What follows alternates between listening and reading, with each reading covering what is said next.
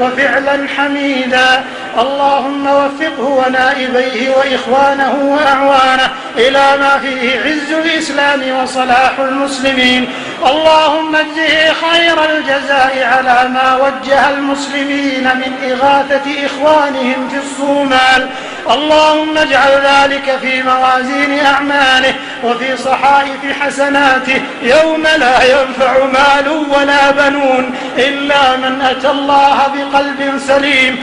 اللهم كن لإخواننا في الصومال، اللهم سد جوعتهم، اللهم سد جوعتهم وأروِ ظمأهم، اللهم أروِ ظمأهم. اللهم إنهم جياع فأطعمهم، اللهم إنهم جياع فأطعمهم، وعراة فاكسهم، وحفاة فاحملهم، وظمأ فأروهم.